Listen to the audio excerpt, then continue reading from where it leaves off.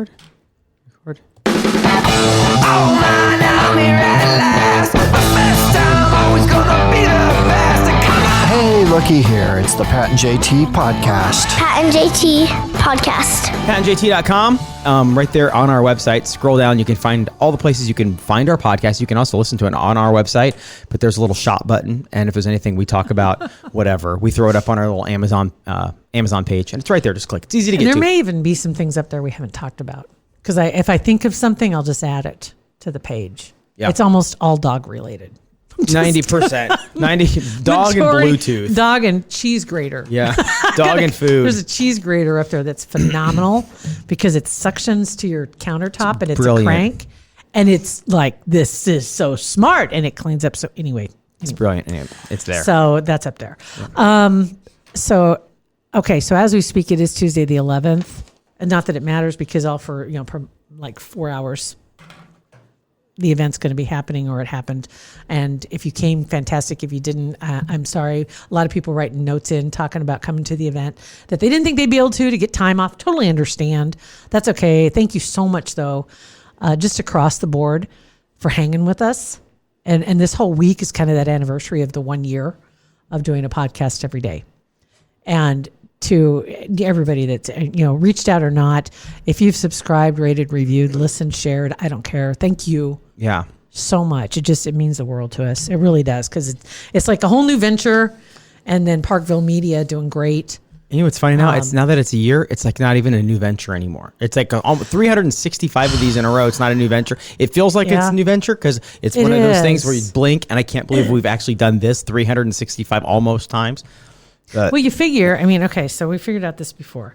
You got 52 weeks in a year, right? Mm-hmm. Okay, so if you take out 2 weeks, you end up with 50 weeks. And so take that times minus 2 days out of each week. So actually, I think we end up like it's a year and a half worth of work in a year. Yeah, see? That's kind of cool. It is. So so we appreciate you guys. Thank you for being part of it, keeping us on our toes. And we, if you're just joining us after that year and you have no idea what we're doing, the phone number you can get to us now is 402-403-9478. Text or It's Pat and JT, Facebook, Instagram, or Twitter. All that good stuff. All right, so I don't even know where to start this weekend.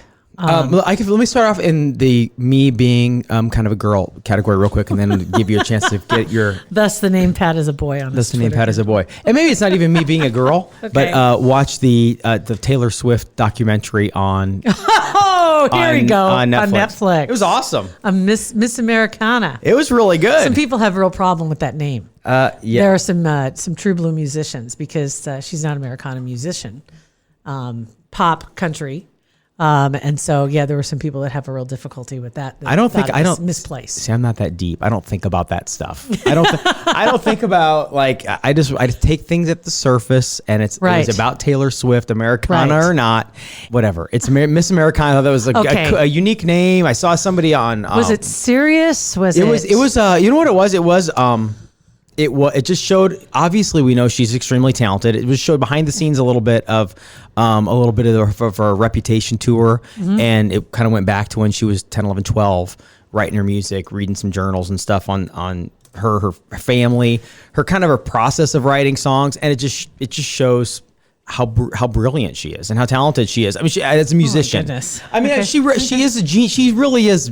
I don't care what some people say about Taylor Swift. She's a great songwriter. Anyway, it kind of showed that process and the way she does it, and her cats. And but then it also kind of went into when she dipped her toe in politics at the end of the midterms, and how that didn't go as like she had hoped in Tennessee. And it was, what's funny is that you see somebody like Taylor Swift, right? You think Taylor Swift is this enormous Taylor Swift. Whatever I say goes. I don't take input from anybody. I just make all these decisions and I do it. But the night before she sent out that tweet about the midterms and get out to vote and who to vote for, blah, blah, blah. It was her and her mom and her dad on a couch, and she was crying. She was asking her dad, saying, "Forgive me. I'm going to do it. This is what I'm going to do, but I want your input." It's her mom, her dad, somebody from the record company, and her cat, and they're sitting there talking, And the next day when they did it, it was her publicist and her mom on a couch with wine. Mm-hmm. She wrote out the tweet on her phone, and she goes, and they were doing the countdown, 3, 2, 1, and hit it. And then they all just freaked out. And then it just reaction, crazy, It was crazy. huge blowback. It was cool seeing behind the scenes of what we all saw on the outside, seeing what it was actually like behind the scenes. I thought it was pretty good. I think, that, and I too, to be honest, I did watch it. I did. I didn't watch good. all of it. I just watched. I watched a good portion of it, but I did see some of those things like you were talking about, and I think that the politics side of it. I think that a lot of people say, "Hey, just because I'm an actor, it doesn't mean I don't have opinions," and you're absolutely right. In the same way with an entertainer of any sort, an entertainer. I mean, Pat and I, we have our own beliefs, and granted, for the most part, I'm sure some of you have a pretty good idea to the where we lie, but I'm also not the kind of person that wants to tell you what you should think. I believe everybody should look stuff up, and I believe everybody should follow what it is that their gut tells them is the truth. And I'm not going to tell anybody, this is what I believe, and you should do this, and it's for the best. That I'm not going to do that. And I think that where entertainers in particular make a mistake, and she, since she started so young, so she literally grew up in this bubble, so to speak, and they tried to keep it as real as they possibly could. She didn't see the blowback coming at all, because people have this belief system not a belief system. They have this facade. This is who Taylor Swift is. When she kept saying that she became who everybody wanted her to be, and that's on me, that I have to give her credit for that last segment, and that's on me. Yeah. She became what she thought everybody wanted her to be, and so she played into that hand. Yeah. And then when she decided not to do that anymore, all of a sudden, it was like, whoa, wait a minute. That's not who I'm paying for. That's not who I'm paying to go see. It's like with an actor, you're supposed to be just like a clean slate. And so every acting thing that you go into, people can believe you are that person. But if you go out in the forefront in any one topic and decide I'm going to stake a claim here. And like musicians are a little different, because usually if they write their own music, it's like who they are even if they're crazy or weird, whatever. They're not playing a role usually. They're writing their music. They're playing their music, performing their music. But they don't try to get too political though in their music for the most part. Well, you think back, Bruce Springsteen surprises me, right? Because born in the USA, it was like talk about Americana. I mean, Pink Cadillacs was What's His Buckets, and you had all that music of that era. And then you find out that really that wasn't their political belief system. Right. No, but absolutely. it sold records. 100%. And when they were having that conversation, Taylor and her mom and dad and whoever, and somebody said, well, my feeling is, I think it must have been somebody from the record company or something, just said, you might as well just invite half the people not to come to your concerts. And, it just is what it is. And she made the decision not to, and that's fine. But I also, when you just said something a minute ago about not reinventing, but changing for who you are to please other people, it was on the Oscars. This is a Monday that we're recording this. So last night on the Oscars, watching the Oscars a little bit. And I don't know if it was, who it was, Natalie Portman. Somebody was talking about how women, specifically it was a woman talking about how women have to reinvent themselves as musicians, as artists, every so often, because that's what's expected of them. Men don't have to do that. Men don't have to do this. Women are expected to do this.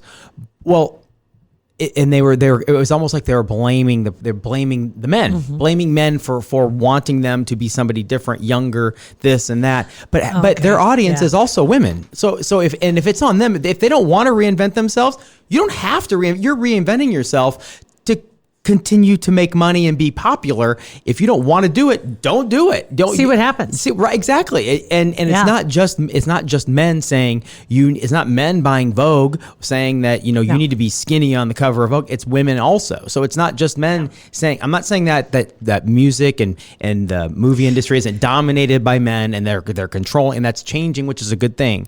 But to say that the only way a woman can succeed in those kind of industries is by reinventing herself more than men have to, I think isn't. I don't think that's true. I don't think it's accurate. I think that it's funny, like when you mentioned Vogue, people buy Vogue to see what's hot.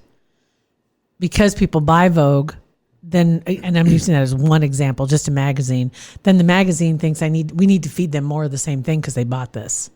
So then they feed them more of the same thing, even though that may not be what they subscribe to. Ashley Graham is a really good example of this.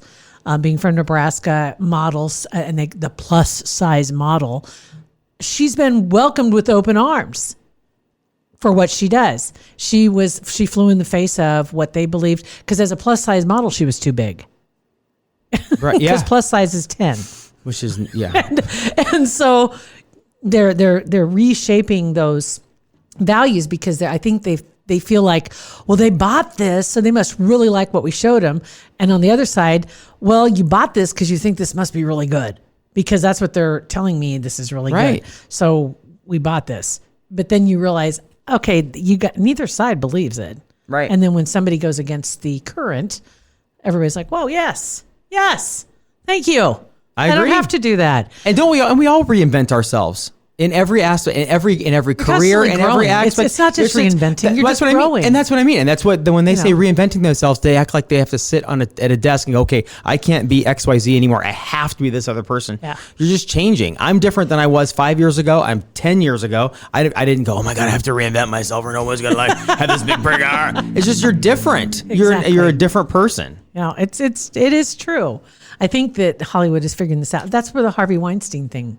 You go back. I mean, I hate to go to a dark corner, but when you look around the room and you remember when Ricky Gervais was making his points, and obviously there were some people that are asking about what his comments would be if he was allowed to host the Academy Awards, and he did put out a statement of what his opening line would be, and it was something along the lines of something about them all being here and giving the weekend off to their probably underslept or they're tired migrant workers, so to speak. And it's like he just wants to keep poking the bear because of the hypocrisy. And so, when you've got, because hypocrisy's funny. It is in every aspect of it. Hypocrisy's hilarious. it's like, oh, yeah. Mm-hmm. And there was just recently, I'm kind of getting off track here, but just recently some people posted some stuff that George Carlin put out in the 70s. And George Carlin, we know where he stands politically, but he also liked to squeeze the juice out of hypocrisy. And he would make you confront the reality and go, oh, yes, okay, I see what you're saying there.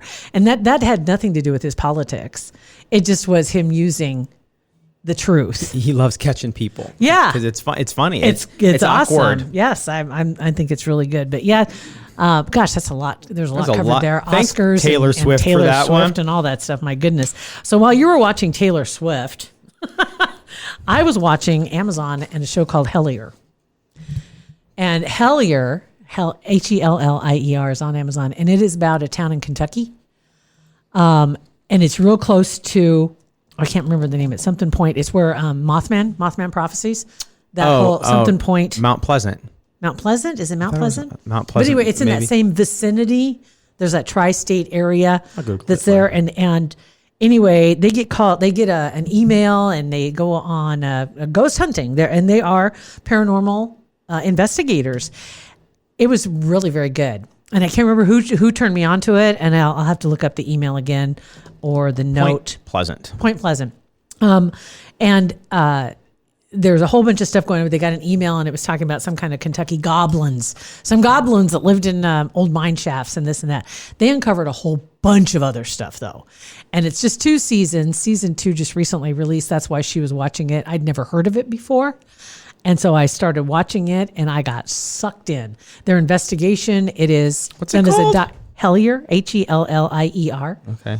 And they're investigative, paranormal investigators, and their practices and how they got brought together. A couple of them were resident investigators at the Stanley in Colorado, Stanley Hotel.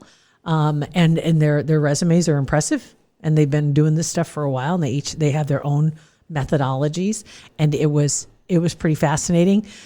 The twist is amazing that comes through it, and then they go on and you think that's when it's done, and it continues because there's just a whole bunch of other crap that they start putting together on the other side.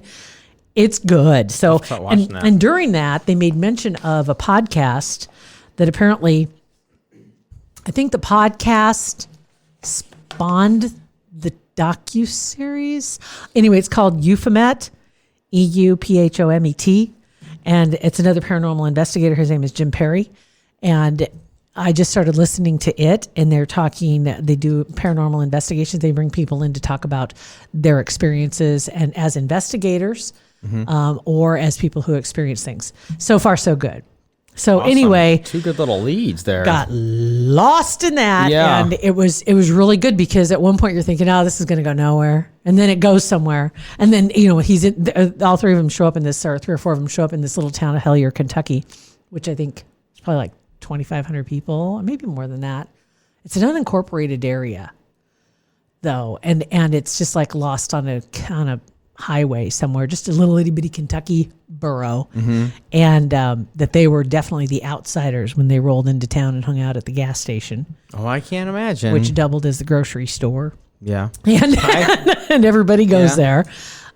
Trying to get, they said the funny thing is trying to get people to talk when it comes to investigations like this is really something because everybody wants to share their story Yeah. Oh, I'm sure they do. as opposed to like a police investigation. Yes. Paranormal investigation. And there have been so many incidences of seeing UFOs there, that vicinity, and not just in that little town. Finding out what the town name means is fascinating as well. It's like, whoa, stop, get out. The connection that the investigators had to the town that they didn't realize is crazy. It's really very good. I'll have to watch it. But I'll you put it got to on my give it a list. chance because it's kind of a slow roll when it starts. Okay. Get through that first episode, but pay attention because there's some good stuff in that first episode that plays in later. So anyway, Hi, proud supporter, Kugler Vision. in 2020, the year of clear vision, make it the best year yet with the modern LASIK from Kugler Vision. We've both experienced the dramatic change it can make in your life having a procedure done to correct your vision. And I couldn't be happier. I wish I would have done it a long time before I did, but I'm certainly glad I got it done when I did. February is going to be a huge month.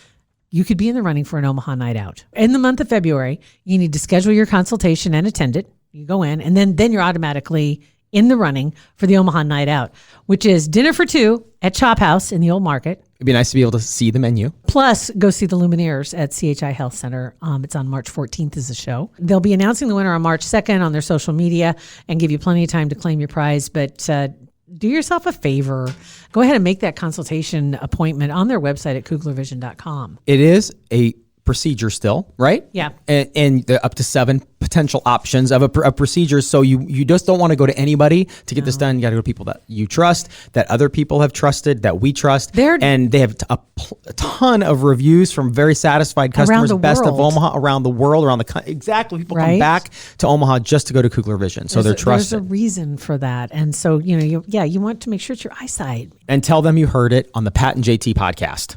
I did watch a little bit of the Oscars. wa- Very little, but I did watch a little. I the opening number was incredible. It was great. I didn't see it. We watched the red carpet. The opening number was great. Was Eminem in that part? Yeah, Eminem was no. Eminem was toward the middle. Okay. Elton John was great. Eminem was kind of shocking. People looked like they were kind of not. they Well, were you kinda know why like, he was there? Uh-uh.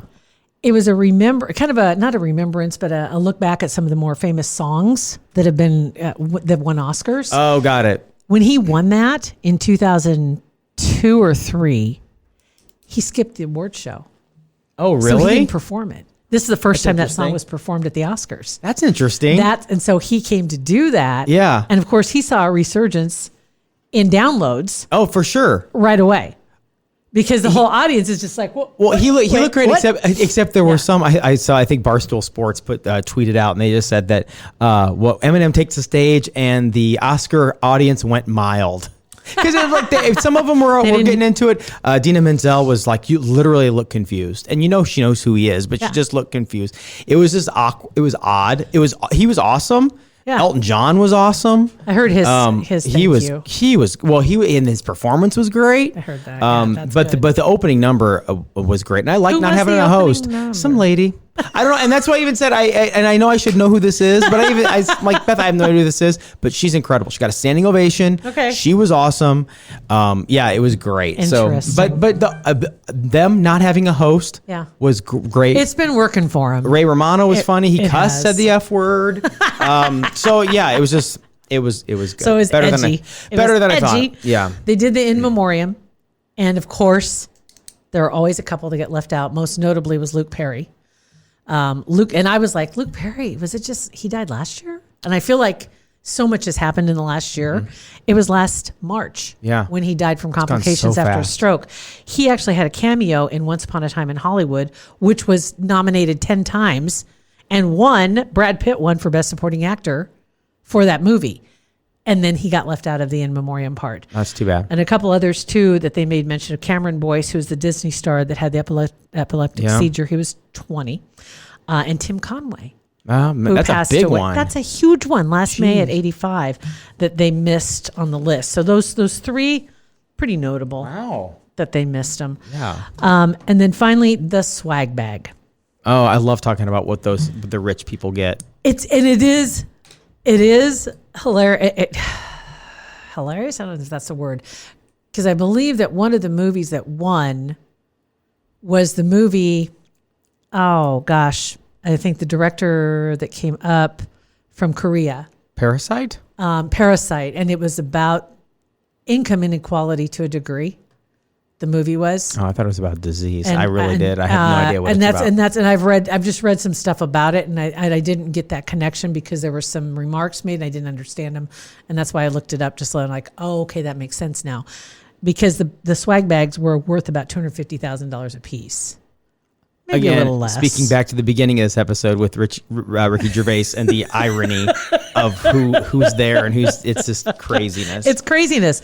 So the 25 nominees in acting and directing are the ones that received those bags. That's a lot. And they said that the bags usually are shipped off the week before. It's almost like you get the bag the week before, then you feel like you're obligated. You got to show up. Yeah. Or you got to wear whatever's in there. And they didn't. At this time, though, the biggest thing that was in there, $78,000, and it was a cruise for two, 12-day cruise that they gave away. Crazy. Good Lord, 78 grand? $78,000 for two people. It included Antarctica and the Mediterranean. Okay, so that's a 12 days. It's a lot. Two people. It was pretty big. They also had another one, which is a matchmaking company, which they thought Brad Pitt probably could make use of. 20 grand is what that was worth. The cheapest item was a 2-pack of dark chocolate. It's $5. And then the stranger items included one thing called, one was a brain sensing meditation headband, about $250. And the other thing was something called PZ Midstream. Sounds like a rapper. He'll change his name when he finds out what it is. It actually is a medical urine collection system. Good Lord. That's used to diagnose and treat UTIs. And apparently they're trying to get a little free pub. What? So everybody got one. So I know it. I don't know. Pretty heavy use for those out in Hollywood. A lot of UTIs going around. Apparently, I don't know. Jeez. It's a I think an UK company, but anyway, there were a couple other things in there. Foot spray made from herbal remedies and a vape pen that was like 24 karat gold and some other stuff. Lord. Last year they said of all the awards, everybody took theirs. Nobody turns them down. Glenn Close, last year asked that hers be donated to a women's charity. That's okay. That's Nobody did that this year. well, of course not. Well, because and then that's good because then she doesn't have to pay the taxes on it. Because she's asked if it's donated, because these guys all got to pay taxes on that was kind of an stuff. issue a few years back. Heck yes, and it should And be. You get a big gift like that, especially gifted a $78,000 cruise as part of Right. it. And you don't have to pay taxes on it. Right. And then the company that puts these together has nothing to do with the Oscars. It used to be, I think it's been for about 20 years that they've been doing this, maybe a little more, but the Oscars was involved in it, and they're like stepped away from it because of all the financial problems that came with it. It's just not a good look sometimes. Gonna walk away from that, but thank you. Yeah. And just as an Oscar moment, just for you, who do you think has won the most Oscars ever? Most Oscars ever? I would Male or female? Oh gosh, good question. I don't know. Tom Hanks, maybe? I don't know. Tom Hanks actually was nominated 6 times, and he's won 2. Okay, that's it. The one who won the most has won 4. For like sound design or something? Some rando one? Nope. Who? Katharine Hepburn has won 4, nominated 12 times. Number 2, though, has won 3, nominated 21 times. Your girl. Oh, Glenn. Meryl Streep. Oh, man. There you go. She's been nominated 21 times with 3 wins. So she's got the corner on the market as far as being nominated. And then Jack Nicholson has won 3 as well. Daniel Day-Lewis. There's a couple others in there too. But I just saw Meryl Streep's name. I thought you'd like to know. 21 nominations, but she has not won the most. Poor Katharine thing. Hepburn owns that. Poor thing. Just so you know. So there's your Oscar update. Just with take it Pat back. and JT. Oh, just stop. I'm just not good. Just stop. Just stop. You know what? Okay, here. Give it back to me. I'll take it back. Give me that back too. It's Pat and JT, Twitter, Instagram, and Facebook. Thanks for listening to our podcast. Pat and JT Podcast.